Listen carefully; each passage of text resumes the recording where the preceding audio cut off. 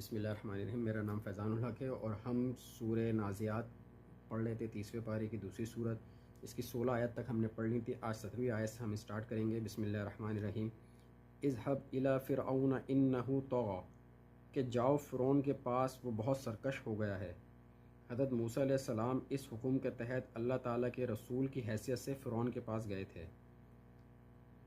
فَقُلْ هَلْ لَكَ إِلَىٰ أَن تَزَكَّىٰ، اور اسے کہو کہ کیا تم چاہتے ہو کہ پاک ہو جاؤ۔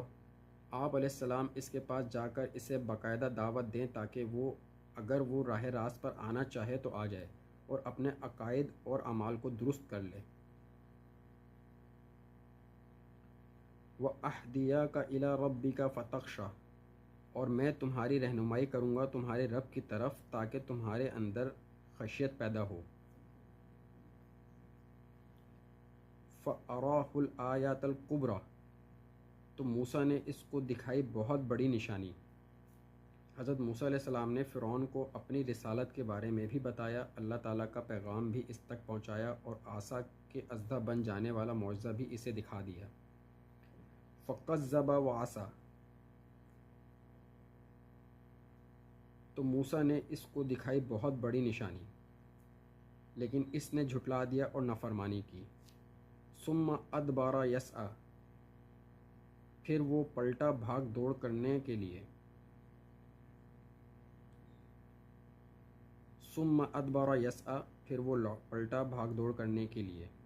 حضرت موسیٰ علیہ السلام کا مقابلہ کرنے کے لیے اس نے ملک بھر سے ماہر جادوگروں کو اکٹھا کرنے کی کوششیں شروع کر دیں۔ فَحَشَرَ فَنَادَىٰ، پھر اس نے اپنی رعیت کو جمع کیا اور اعلان کیا۔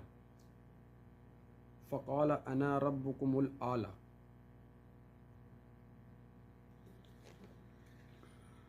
بس کہا کہ میں ہوں تمہارا سب سے بڑا رب۔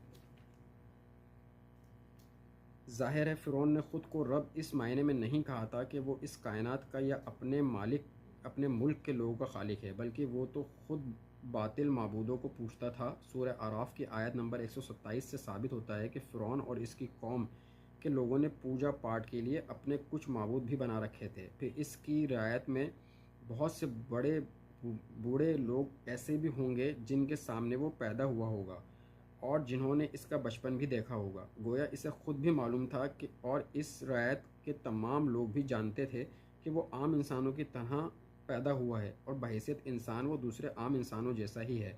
چنانچہ اس کا مذکورہ دعویٰ دراصل حکومت اور اقتدار اعلیٰ کے مالک ہونے کا دعویٰ تھا۔